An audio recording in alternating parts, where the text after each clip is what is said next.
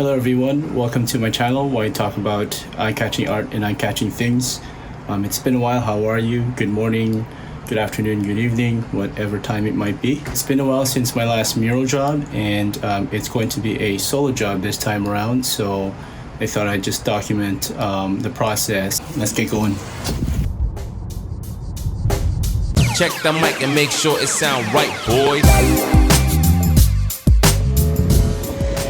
Just arrived at the new location, testing out the iPhone 11, filming with it today. Wonder how the sound's gonna be, especially in situations like this. Anyways, day one at the new location, just to white out the wall, just prepare it before we put the design.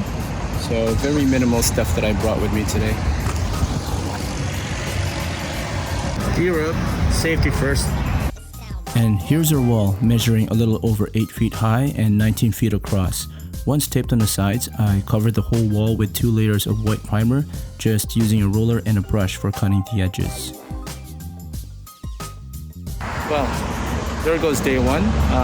Very light, just to white out the wall, not too much work to do, but the client did ask to make changes to the design, so I'm going to go home now and make those changes.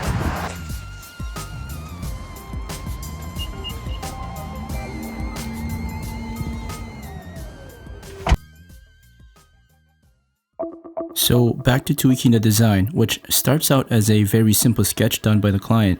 At this point, there's been a ton of work already done, corresponding with the client, visiting and assessing the site, conceptualizing the design, sourcing image references, and in this case, about 18 different images, and working on Photoshop to put a master reference together to bring the client's simple sketch to life. One important thing that I can share about the process is to secure a retainer fee earlier on, even before starting to paint the mural. There are a lot of working hours spent in the preparation phase, so I gotta get compensated for that right away and not wait until the actual completion of the project. A frequent question I'm asked is how I price for murals. Well, there are the objective costs of materials, supplies, and equipment. Then there are contingent costs of labor, and depending on the scale, intricacy of the design, and how much time it would actually take to get the job done. This is an oversimplification of it, but these are fundamentally what informs me on how much a project would cost. Morning, good afternoon, good evening. Day 2 of the mural.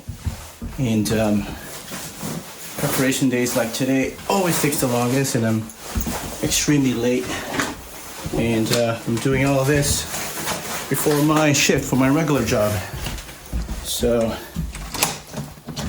today we're just going to transfer the design using a projector right onto the wall, and I only have a couple hours to do that before I start my job, before I start my shift. But I'm pretty pumped because the client is totally happy with the design, and all we gotta do now is just put it up on our wall and start painting. The easy part. So here we go, round 2 of the mural production. See you at the site. Okay, the projection is ready to go. I had to borrow my client's laptop since mine is super slow, but at least it still makes for a good prop for the projector, which I also had to borrow since my old one is not wide enough. There. By the way, I'm using Deco Art acrylic craft paint from Dollarama, which fits my client's budget, but it's a fairly good quality paint for indoors. To trace the projections, I used bright yellow and burnt umber to create a brownish yellow ochre for the underpainting. It's going to be a fairly earthy and warm palette altogether, so the underpainting will melt harmoniously with the colors on top of it. It's still way too big of a wall to project the entire design in one shot, so I had to divide it in quarters and do 4 projections. Having 4 different projections created the added challenge of matching the images accurately, and I had to do quite a bit of micro adjustments, but it was honestly not as challenging as I thought it would be.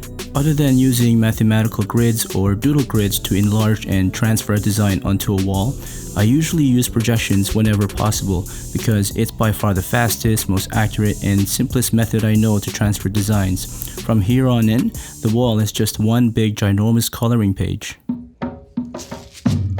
keep my reference on me at all times, I'm viewing it on my old phone strapped on my wrist using a waterproof phone case, which leaves my other hand free to hold these muffin trays. And they're perfect for holding and mixing my paints in. Nifty, right? A bit about the piece. It's for a learning center for kids and youth with special needs called Sunflower Services. The client wanted to show growth during the passing of time as the sun rises on one side and sets on the other. And it's also a dedication piece to her father to remember him by in beautiful times growing up. A good strategy for painting landscapes is to start with the background, then work on elements on the foreground for later. I'm not after intense realism here with lots of detail, but I am trying to achieve a naturalistic sense of light and atmosphere. I was really paying close attention to the shifting of colors and their transitions between light and dark values. Mind you that the Dollarama paints aren't the best, but I do like that it is a runnier paint and doesn't clump up as much, which makes it easier for me to glaze and layer the colors on top of each other. After a while painting the skies, my larger and more expensive professional brushes started to loosen by the ferrule, which is the metal brace connecting the bristles to the handle, so I had to reinforce them with screws.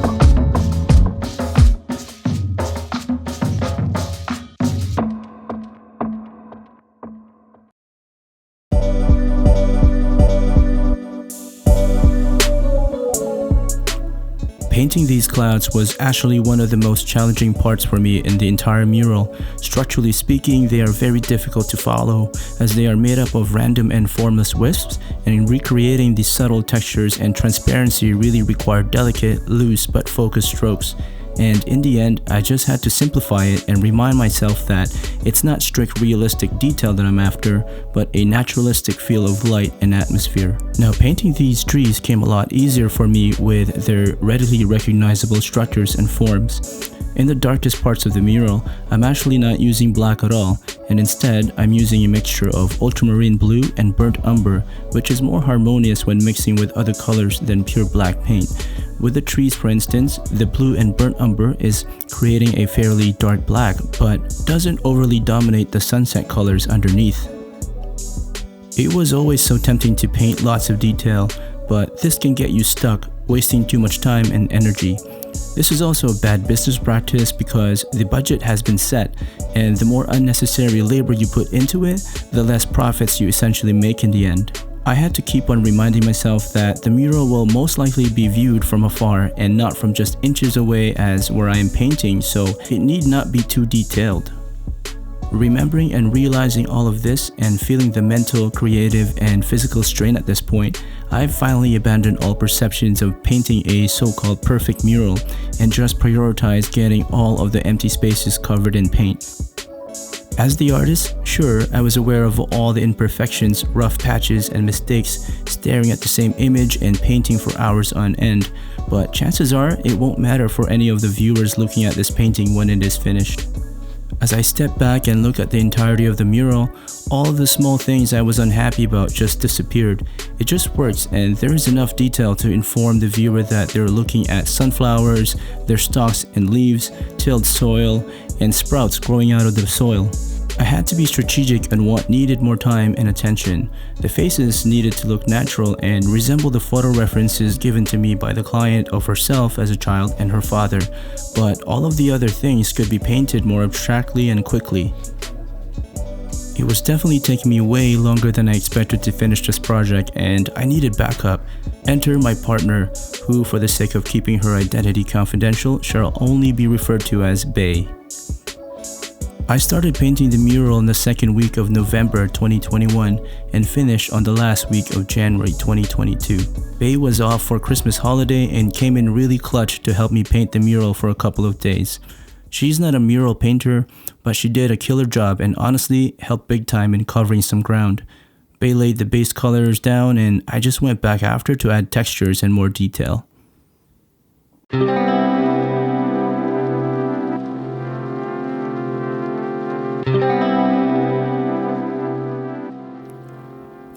we're nearing the last stretch and I was feeling super excited to finally finish this piece, and I was really happy with the way it was turning out. It's been a long time since I worked on a mural of this scale alone, with a bit of help from Bay of course, but working solo like this and being faced with all of the challenges it comes with really taught me a lot about myself as a mural artist, about making creative and business decisions, and about perseverance in general. I've been working as a mural artist for almost 10 years now, but as a part-time gig and mostly as a freelancer for someone else's project. I'm happy just to be paid doing what I love to do and learning from more experienced artists, but it definitely hits differently when I get my own contracts and make my own creative decisions based on the client's wants and needs. It gives me a real sense of ownership, pride, accomplishment, and contribution when I get to use my artistic skills and sensibilities to beautify someone else's space through visual arts. And for that, I can only be thankful.